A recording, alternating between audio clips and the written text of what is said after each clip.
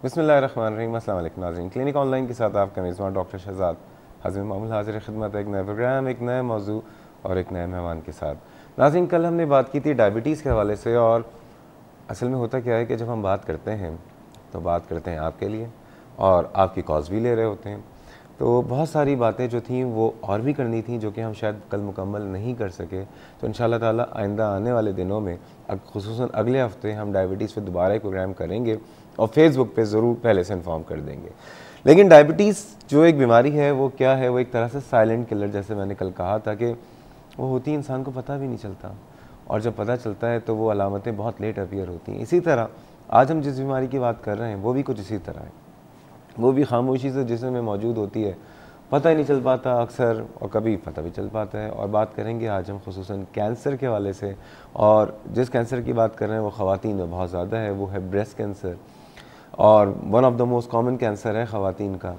सवाल ये पैदा होता है कि किन ख़वातीन को होता है, क्या क्या इसकी अलामतें होती हैं, और अगर किसी को है तो क्या करना चाहिए। बायोप्सी से रिलेटेड बहुत इशू हैं, लोग ये बड़े परेशान होते हैं कि बायोप्सी करवाएंगे तो कैंसर फैल जाता है। क्या ये बात सही है या गलत है, इसका भी डिस्कस करेंगे। किस उम्र की औरतों में या किस उम्र की ख़वातीन में ये ज़्यादा पाया जाता है, क्या इसके रीज़न होते हैं, इससे बचने के क्या तरीक़ेकार हैं, और अगर किसी को है तो इसका इलाज कितने फ़ीसद यहाँ पे मौजूद है, कितना कामयाब है, इन सारी बातों में बात करेंगे। और जैसे कि आपको पता है कि हम अकेले बात नहीं करते, बल्कि आप भी मौजूद होंगे, क्योंकि इस वक्त हम बराह रास्त जा रहे हैं आपके घरों में। नंबर है 35305778 और 79, और कराची से बाहर के व्यूअर्स नंबर डायल करने से पहले डायल करें कराची कोड, दैट इज़ 021। आइए आज के मेहमान से तारुफ़ कराता हूँ।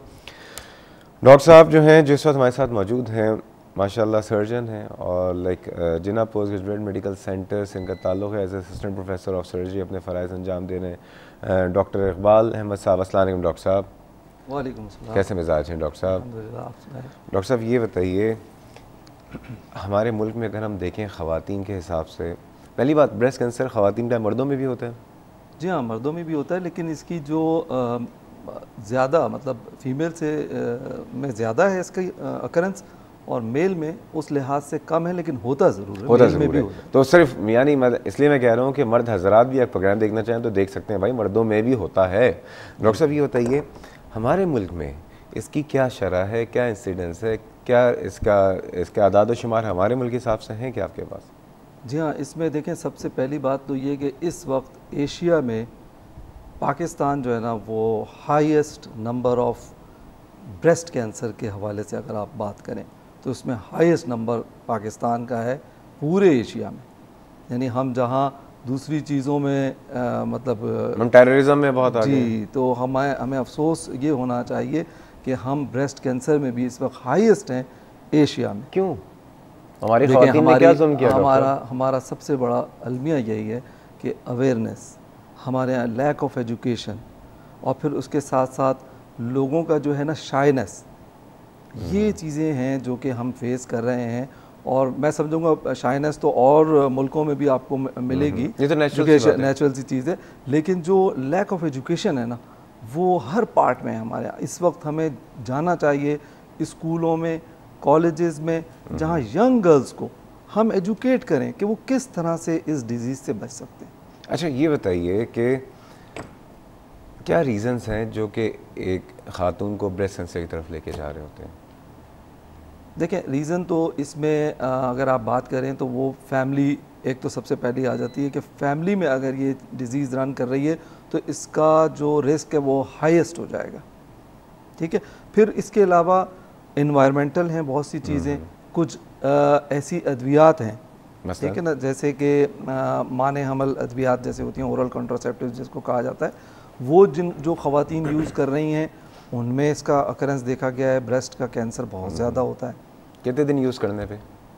देखें, ये नहीं है अगर वो बहुत ज़्यादा यूज़ हो रहा है उसका, या उन ख़वातीन में देखा गया है कि जिनकी के मैरिजेज़ जो है ना वो लेट मैरिजेज़ होंगे, ठीक है ना, तो ये सारे मल्टी फैक्टोरियल है, इसमें कोई आप एक रिस्क को पिन पॉइंट नहीं कर सकते, इसमें मल्टी रीज़न है। Multi reason. ओबेसिटी से या मोटापे से इसका कोई ताल्लुक़ है? इसका हाल मतलब बहुत ज़्यादा तो नहीं, लेकिन है इसका, वो भी एक रीज़न में आता है, एक रिस्क फैक्टर है ओबेसिटी। फैटी फूड खाना रहा है? फैटी फूड बिल्कुल उसका भी है, इसका भी ताल्लुक़ है? इसका भी ताल्लुक़ है। अच्छा अब ये बताइए कि एज ग्रुप कौन सा इसमें मुतासिर? देखिए एज ग्रुप अब तो ये देखा गया है यंगर गर्ल्स में बहुत ज़्यादा हो रहा है, और पाकिस्तान में फिर अगेन मैं आऊँगा कि यंगर गर्ल्स के अंदर काफ़ी ज़्यादा देखा जा रहा है ये ब्रेस्ट कैंसर। यंगर गर्ल्स से मतलब यानी आपकी क्या एज? अर्ली एज जो 30s और 20s की एजेस थी उसमें भी अब ब्रेस्ट कैंसर मिल रहा है। अच्छा। हम अक्सर, जी हाँ, वैसे तो इसकी जो एज ग्रुप है वो 40 to 60 ईयर्स, लेकिन आपको यंगर एज में भी आप ब्रेस्ट कैंसर मिल रहा मतलब है। तमाम बुक्स में जो हमने पढ़ा है जी जी जी, वहाँ तो 40 प्लस ही ज़्यादातर 40 प्लस होता है बिल्कुल। लेकिन ये पाकिस्तान में क्या सिलसिला है कि 20 to 30 ईयर्स की एज में? जी बिल्कुल, वही बात सारी आ जाएगी। देखें बाहर क्या हो रहा है इस वक्त जो है ना, वो स्क्रीनिंग हो रही है। वेस्ट में तो इस वक्त पूरा काम ही, क्योंकि वहाँ भी ब्रेस्ट कैंसर की प्रिवेलेंस बहुत ज़्यादा है, लेकिन वो क्या कर रहे हैं, वो कर रहे हैं स्क्रीनिंग। अब जब वो स्क्रीन आउट कर लेते हैं तो उनके वहाँ अर्ली डिटेक्शन हो जाती है, और पेशेंट वहाँ पे जो लोग हैं वो अवेयर हैं। हमारे यहाँ जो है ना लैक ऑफ अवेयरनेस ने ये सारी प्रॉब्लम्स, ये सारे मसाइल क्रिएट कर दिए, जिसकी वजह से अब आप जो है वो ये भी देख रहे हैं कि अर्ली एजेस में भी, यंग गर्ल्स में भी ये चीज़ें देखने को मिल रही हैं। मसला ये भी है शायद, देखिए हमारा जो कल्चर है, और हमारा जाहिर बात है कि हमारे यहाँ जो है हमारा एक कल्चर है, हमारे कुछ तहजीब है, उसमें हमारे यहाँ कुछ शर्म और हया का फैक्टर है, और जाहिर बात है कि ये बहुत नेचुरल सी बात है। हमारे यहाँ इसको डिस्कस नहीं किया जाता शायद। अब ख़वातीन भी, जाहिर बात है कि ख़वातीन जो है डिस्कस करते हुए थोड़ा सा रेजिस्टेंट होती हैं किसी मेल डॉक्टर से। जी हाँ, जी हाँ, ठीक है ना। ख़वातीन सर्जन्स या ख़वातीन डॉक्टर ज़रा कम है। एक तो ख़वातीन ज़्यादातर जिनके मेडिकल कॉलेज में एडमिशन होते हैं तो उनकी शादियाँ हो जाती हैं, फिर वो तो बच्चे ज़्यादा पाल रही होती हैं, प्रैक्टिस में कम आती हैं। ठीक है ना। अब जो है वो सर्जरी की तरफ बहुत कम है। हाँ जी बिल्कुल ये है। ठीक है ना। तो क्या और क्या रीज़न्स हैं जिसकी वजह से एड्रेस नहीं किया जाता? देखिए मेरे ख्याल से तो ये जो है ना, ये यहाँ से स्टार्ट होता है कि वही जो मैंने बात की ना, कि जब तक हम स्कूल्स में, जो कि अब काम शुरू हुआ है, एक NGO है जो कि बहुत अच्छा काम इस पे कर रही है, लेकिन इससे भी बढ़कर हमें, वो कहते हैं ना कि हर डॉक्टर को निकलना होगा, और इसमें कोई सर्जरी का नहीं। देखें सर्जरी तो जब आएगी जब सर्जन तक भेजने वाले तो मौजूद है ना। इस वक्त जो आपकी प्राइमरी केयर है, जहाँ लोकल प्रैक्टिशनर, हमारे जनरल प्रैक्टिशनर्स बैठे हुए हैं, उनको जाके दिखाना, और वहाँ काफ़ी फीमेल्स, बहुत सारी फीमेल्स हैं जो क्लिनिक्स पे अवेलेबल हैं लोगों को, लेकिन देखिए हम नज़ला ज़ुकाम खांसी का इसका तो इलाज कराने के लिए पहुँच जाते हैं वहाँ पे, लेकिन ब्रेस्ट डिजीज़ से रिलेटेड हम कोई इशू ना उनसे डिस्कस कर पाते हैं, ना फैमिली में वो चीज़ डिस्कस हो रही होती है। अच्छा, एक बड़ी ही सिंपल सी चीज़ है सेल्फ एग्जामिनेशन, यानी हर फीमेल को, यंग गर्ल्स को खुद एग्जामिन करना चाहिए अपना, और जब वो कोई चीज़ भी, कोई उभार, कोई गिल्टी, कोई स्वेलिंग या लंप जिसको हम कहते हैं इंग्लिश में, और उर्दू में उसको हम वो कहेंगे गुठली सी जो बन जाती है, अगर वो उनको नज़र आ रही है, उनको फील हुई है, देखिए किसी के पास जाने की ज़रूरत नहीं है, उन्होंने खुद फील किया, अगर उन्हें कोई चेंज नज़र आई, चेंज फील हुई, तो वो आके डॉक्टर को दिखा दें। अच्छा, सबसे बड़ी बात क्या है कि एक तो इसके अंदर जो है ना, ब्रेस्ट डिजीज़ से कैंसर को हमने बहुत ज़्यादा रिलेट कर दिया, ठीक है।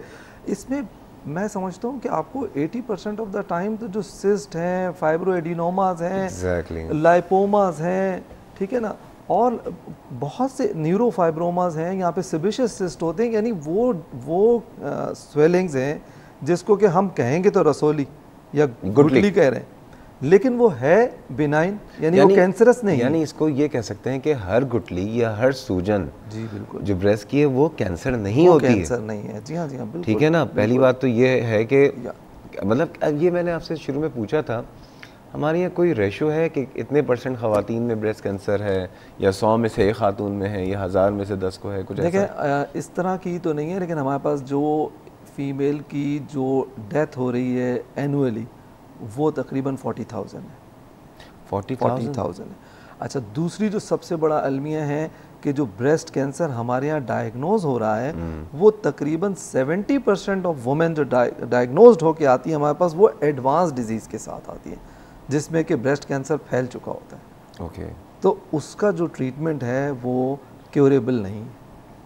ओके डॉक्टर साहब, या वो जी हाँ, या उसको हम कहेंगे कि वो एग्रेसिव इलनेस है, उसका बहुत ही एग्रेसिव ट्रीटमेंट करना पड़ता है।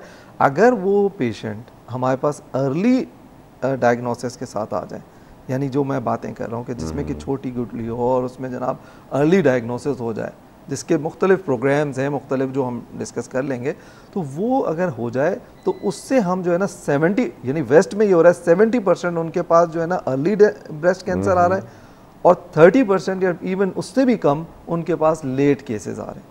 हमारे यहाँ बिल्कुल ऑपोजिट, यानी 70% हमारे पास, यानी हमारे पास सिर्फ जो है ना 22, 25, 30% रह गया जो कि हमें अर्ली ब्रेस्ट कैंसर मिलेगा, वरना सारे हमारे जो है ना लेट स्टेजेस आ। डॉक्टर साहब ये बताइए कि अभी जब हमने बात की गुठली की और जो आपने कहा दूसरी अलामतें, एक्चुअल ब्रेस्ट कैंसर की क्या अलामतें होती हैं? देखें, एक तो वही जो सबसे बड़ी चीज़ है, दूसरी के अलार्मिंग साइंस क्या ख़वातीन को आप बताएंगे कि क्या? इसमें देखें ये है कि कोई भी गुठली फील होना, उसके अलावा चेंज ऑफ कलर, स्किन की कलर बाज़ दफ़ा चेंज हो जाता है, ठीक है ना, रेड, हाँ रेडिश अगर हो रहा है तो उनको फ़ौरन दिखाना चाहिए। वो एब्सेस भी हो सकता है, वो हो सकता है पीप बनी हुई हो, लेकिन वो एक दफ़ा मुआयना करा लें, एक सर्जन से मुआयना हो जाएगा उनका, तो वो एक चीज़ बिल्कुल क्लियर हो जाएगी। देखें, एक चीज़ होती है कि आप उसको, अच्छा फिर उसके अलावा क्या हो सकता है कि कोई डिस्चार्ज हो रहा है, निपल डिस्चार्ज है जैसे, वो अगर ब्लड डिस्चार्ज है तो उनको फ़ौरन जो है ना डॉक्टर को दिखाना चाहिए, क्योंकि ब्लड डिस्चार्ज जो होता है वो अलार्मिंग साइन है, ठीक है ना। इसके अलावा ये कि निपल रिट्रैक्ट हो गया है, वो नहीं कि वो अंदर की तरफ चली गई है, ठीक है। और इसी तरह की जो देखिए, मैं तो ये कहता हूँ इसमें कि कोई भी चेंज हो रही है, आप आके एक कंसल्टेशन कर लें, अगर उसमें कोई ऐसी चीज़ होगी तो आपको डॉक्टर बताएगा। जैसे कि हमने कहा ना 80% तो हमारे वैसे ही कैंसर रिलेटेड ये केसेस हैं ही नहीं, तो अगर वो हो जाता है उसमें सिर्फ एक ये होता है कि हमें एक फाइन नीडल एस्पिरेशन बायोप्सी करनी पड़ती है। ओके। किसी भी लंप पे गुठली जो बनी है उसको हम डायग्नोज करते हैं on the basis of biopsy. अच्छा, बायोप्सी पे तो मुझे आज बहुत सारी बातें करनी है, जब मैं अभी इसके डायग्नोसिस के लिए मैं आता हूँ। डॉक्टर साहब, आप ये बताइए कि वो ख़वातीन जिनकी फैमिली हिस्ट्री है, फैमिली हिस्ट्री से मतलब आपका क्या है? वालदा, नानी, खाला, फुप्पी या और भी कोई ख़वातीन? नहीं, यही बिल्कुल जो आपने जो जिक्र किया है वही जो फैमिली का ट्री बनता है, ज़ाहिर वालदा हो जाएंगी, खाला हो जाएंगी, ठीक है ना। ये जो मदर साइड की, हाँ, मतलब अगर दादी को या फुप्पियों को है, नहीं, वहाँ से रिलेशन जो है ना आपको ये ज़्यादा इसमें प्रिवेलेंस आएगी जो मदर साइड से आ रही है, यानी नानी, फिर उनकी वालदा और फिर उनकी खालाएँ, इसको बहुत ज़्यादा, यानी इसको ये कहते हैं ननियाली ख़वातीन हो गई। और उसमें अगर है, देखें अब हमारे यहाँ ये भी लोगों को नहीं मालूम कि फैमिली में ये डिजीज़ रन करती है, तो अगर उन लोगों में है तो उनको तो बहुत ज़्यादा स्क्रीनिंग की ज़रूरत होती है। किस एज से स्क्रीनिंग शुरू कराएं और क्या कराएं? स्क्रीनिंग क्या होती है? अच्छा, स्क्रीनिंग के लिए मैंने एक जैसे पहले आपसे जिक्र किया कि एक तो ब्रेस्ट एग्जामिनेशन है, सिंपली आपको खुद उस फीमेल को खुद एग्जामिन करना है अपने ब्रेस्ट का, ठीक है ना। और उसको जब वो एग्जामिन करें, कोई भी उनको चेंज उसमें नज़र आए तो वो कंसल्ट कर लें। इसके अलावा जब वो उनको कोई चीज़ चेंज नज़र आती है फ़र्ज़ करें, तो उसमें फिर 1-2 और टेस्ट होते हैं जिसमें मेमोग्राम है और अल्ट्रासाउंड है। अगर अल्ट्रासाउंड, मेमोग्राम एक एक्सरे की फॉर्म है जो बहुत ही कम लेवल की रेडिएशन दे के हम उससे बहुत अच्छे रिजल्ट्स, यानी उसकी देखें सबसे अच्छी बात यह है कि नॉर्मली देखें कोई भी लंप जो डायग्नोज होता है या गुठली डायग्नोज होती है वो तकरीबन 1 इंच साइज़ की होगी तो डायग्नोज होगी, ठीक है ना। जब सेल्फ एग्जामिनेशन की बात करते हैं तो वो तो डायग्नोज ही लेट, मतलब 1 सेंटीमीटर तक पहुंच चुका होगा तब आप डायग्नोज कर पाएंगे। लेकिन मेमोग्राम एक ख़ास चीज़ ऐसी है कि आप जो है ना लेस देन 1 सेंटीमीटर साइज़ के भी आप जो लंप्स हैं या जो गुठलियाँ हैं उनको आप डायग्नोज कर सकते हैं। अच्छा, मेमोग्राम की ये खासियत है। अच्छा, मैं आपसे कुछ और चीज़ें पूछना चाहूँगा कि मेमोग्राम कब करा सकते हैं? सुबह करा सकते हैं, शाम करा सकते हैं, रात करा सकते हैं? और क्या कहते हैं, अल्ट्रासाउंड जो है उसमें क्या चेंजेस पता चल सकती हैं? दूसरी बात यह है कि अगर किसी को है तो फिर क्या किया जा सकता है? और तमाम गुठलियाँ जो हैं अगर कैंसर नहीं है तो फिर और क्या हो सकती हैं? सारी बातें करेंगे। जा रहे हैं छोटे से ब्रेक पे, हमारे साथ रहिए।